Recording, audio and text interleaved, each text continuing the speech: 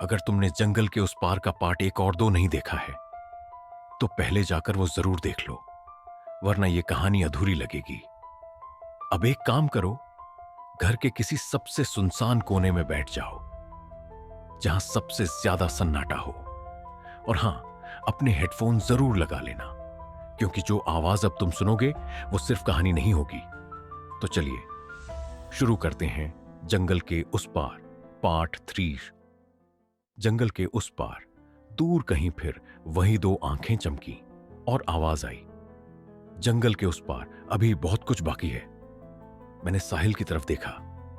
उसका चेहरा पसीने से तर था, आंखें खुली की खुली और होंठ कांपते हुए बोले, भाई ये सब क्या हो रहा है? ये आवाज, ये आंखें, ये रास्ता, कहीं हम फंस तो नहीं गए? मैंने कुछ नहीं कहा, बस हाथ से उसे चुप रहने का इशारा किया और धीरे धीरे उस दिशा में बढ़ने लगा जहां से आवाज आई थी। जंगल की वो घनी परछाइयां अब और भी डरावनी लग रही थीं। हर कदम के साथ ऐसा लग रहा था जैसे जमीन खुद हमारी सांसें गिन रही हो। तभी अचानक झाड़ियों में कुछ हिला। मैंने साहिल का हाथ कसकर पकड़ लिया। कौन है वहां? मैंने कांपती आवाज में पूछा। कोई जवाब नहीं, बस कुछ पत्तों की सरसराहट और वो 2 आंखें फिर से, इस बार और पास और तेज चमकती हुई।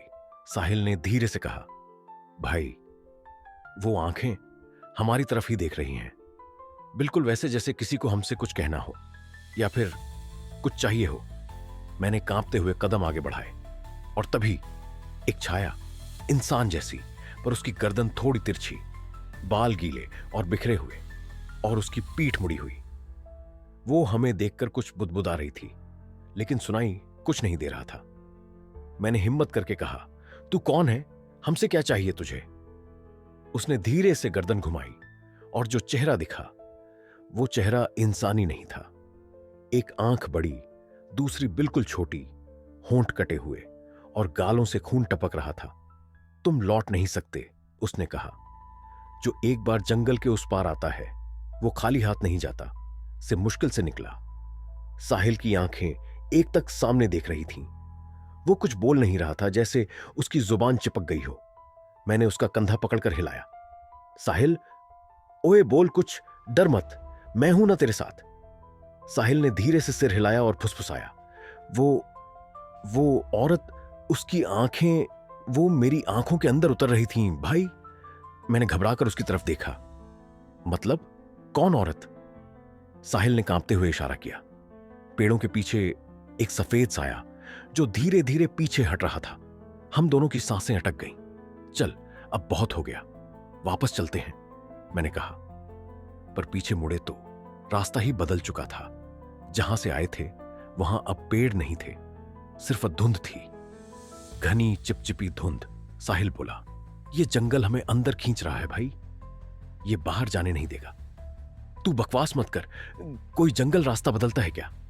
मैं चिल्लाया, पर अंदर से मेरी भी टांगें कांप रही थीं।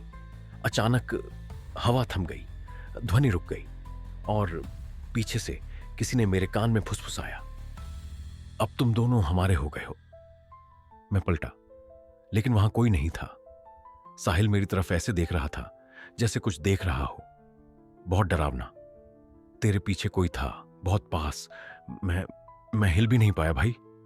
हमने भागना शुरू किया, बिना दिशा जाने, बस भागते रहे। और तभी एक पुरानी झोपड़ी दिखाई दी, सड़ी हुई लकड़ी से बनी, छत आधी गिरी हुई।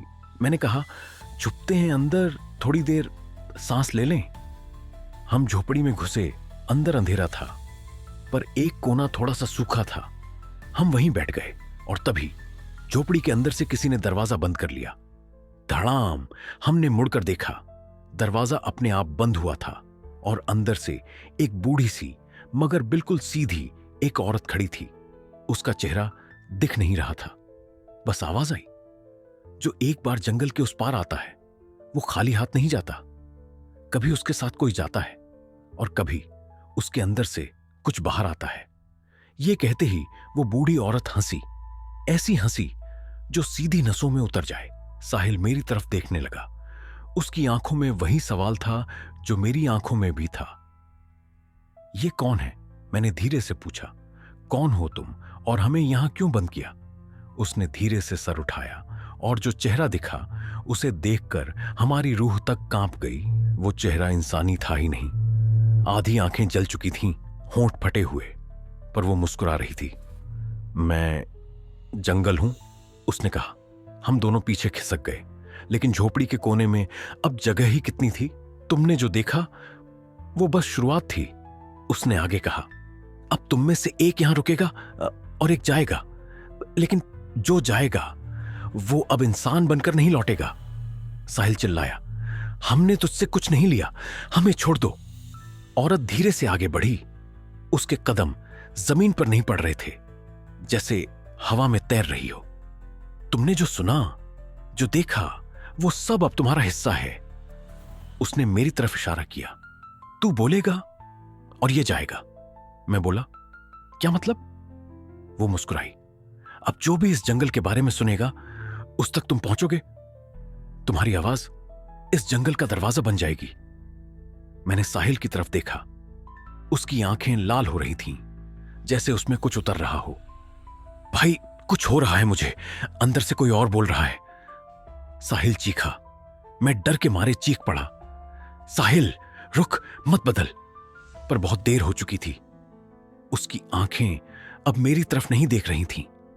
वो झोपड़ी की दीवार को देख रहा था और बुदबुदा रहा था। जंगल के उस पार, जंगल के उस पार। और तभी झोपड़ी की दीवार फट गई और उसके पीछे से वही दो आंखें, काली, चमचमाती, लेकिन इस बार उनमें कोई डर नहीं था, बल्कि ऐसा लगा जैसे वो मुझे बुला रही हूं। मैं पीछे हटने लगा, लेकिन पैर जमीन में जैसे ढस गए थे। साहिल अब भी बुदबुदा रहा था। जंगल के उस पार, जंगल के उस पार।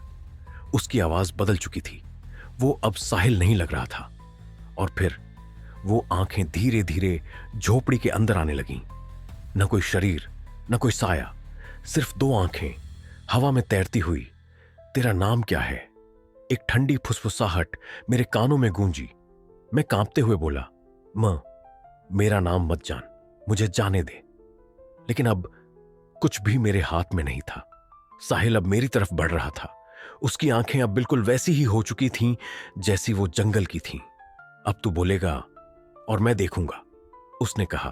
तेरी आवाज मेरी आंखें बनेंगी। और तभी झोपड़ी की सारी दीवारें ढह गईं।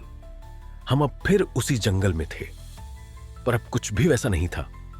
पेड़ झुकने लगे, जमीन फटने लगी और मेरी आंखों के सामने साहिल की परछाई धीरे धीरे किसी और में बदलने लगी। मैं बस चीख पाया, साहिल, नहीं, मत जा उस पार। लेकिन वो अब मुझे देख नहीं रहा था। और तभी जैसे सब कुछ ठहर गया। हर आवाज, हर हरकत, सब थम गई, सिर्फ मेरी सांसें और वो दो आंखें जो अब मेरे सीने में उतर रही थीं, जैसे किसी ने मेरी रूह चीर दी हो। वो आंखें अंदर घुसती गईं और मुझे एहसास हुआ कि अब मैं कुछ और बन रहा हूं। मेरा सिर भारी होने लगा। मेरी आंखें खुद ब खुद बंद हो गईं और अंदर ही अंदर कोई और आंखें खुल रही थीं। मैं अब खुद को नहीं देख रहा था, मैं उसे देख रहा था। वो जो झोपड़ी के पीछे था, वो जो अब मेरे अंदर था, वो जो मेरी जुबान से कुछ उगलवाना चाहता था। और फिर मेरी जबान खुद बोलने लगी, मैं वापस आ गया हूं जंगल के उस पार से, अब कोई नहीं बचेगा। मैंने साहिल की तरफ देखा, पर अब वो साहिल नहीं था। उसका चेहरा उस जानवर जैसा हो गया था जो कभी झाड़ियों में गुर्राया करता था। उसके दांत लंबे, हाथ काले और आंखें लाल। उसने मुझे देखा।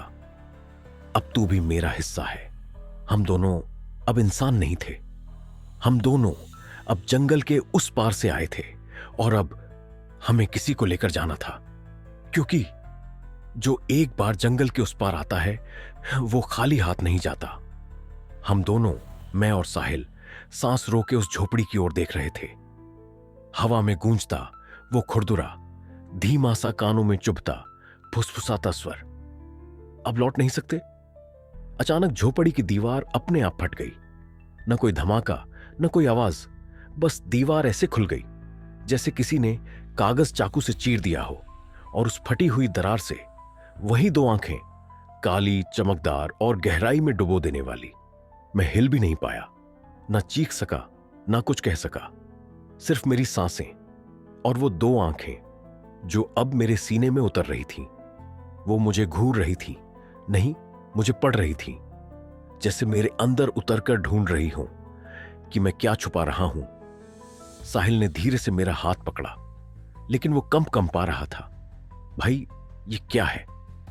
उसकी आवाज कांप रही थी। मैं कुछ कह नहीं पाया, लेकिन अचानक मेरे अंदर से आवाज आई।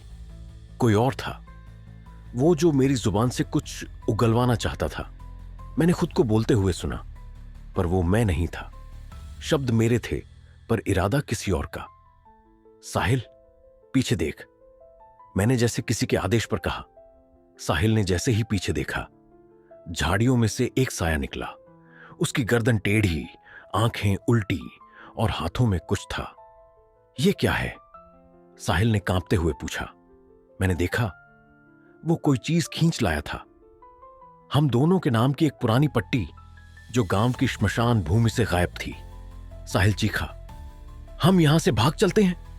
मैंने उसका हाथ खींचा, लेकिन पैर जैसे जमीन में धंस चुके थे। और फिर वो साया साहिल के बिल्कुल पास आ गया। साहिल की सांसें अटक गईं।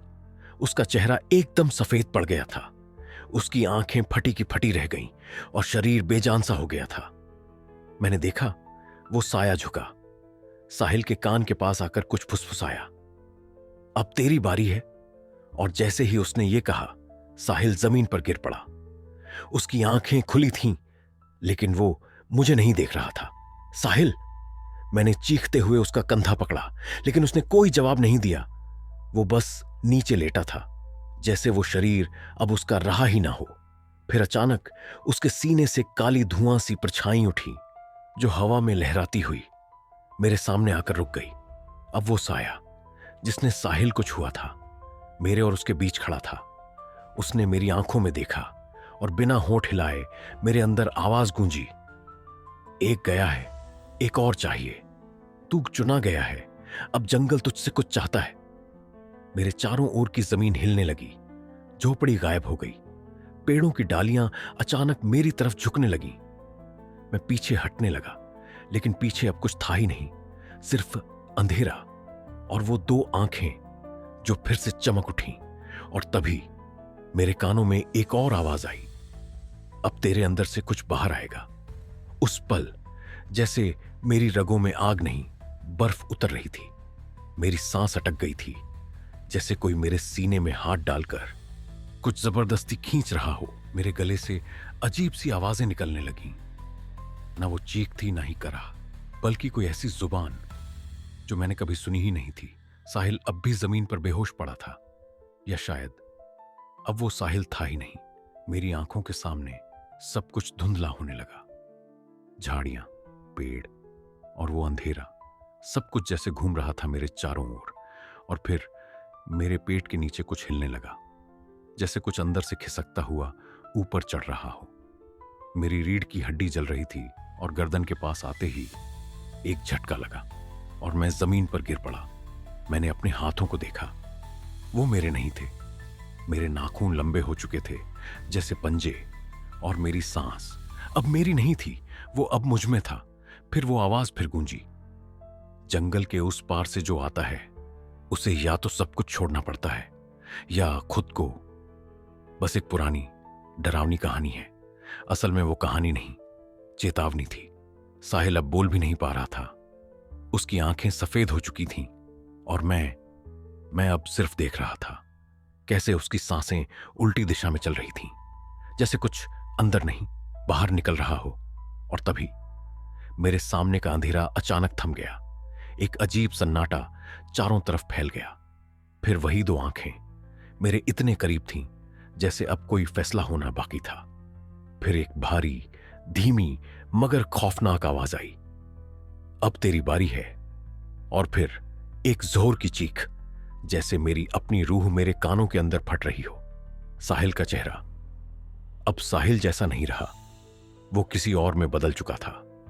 मैंने आंखें जोर से बंद कर लीं, लेकिन जब खोली, मैं अब वहां नहीं था। मैं अब जंगल के उस पार था, जहां से कोई वापस नहीं आता, जहां सब कुछ तुम्हारा नहीं रहता और तुम भी खुद के नहीं रहते। धीरे से एक आखिरी फुसफुसाती आवाज। जंगल के उस पार सबका इंतजार होता है और फिर सब कुछ खामोश हो गया। लेकिन एक बात अब भी वहीं अटकी हुई है। उस झोपड़ी की दरार अब भी खुली है और वो दो आंखें अब किसी और को ढूंढ रही हैं। शायद अगला नंबर तुम्हारा हो, या फिर साहिल अब भी जंगल के उस पार किसी के इंतजार में हो। तो याद रखना, जंगल के उस पार अब भी खत्म नहीं हुआ। अगली कहानी उससे भी ज्यादा डरावनी होगी। तैयार रहना। अगर तुमने अब तक चैनल सब्सक्राइब नहीं किया है तो कर लो, क्योंकि अगली बार कहानी नहीं, कोई साया आएगा। लाइक करो, सब्सक्राइब करो और घंटी भी बजा दो, वरना अगली बार तुम्हारे पीछे बस दो आंखें होंगी।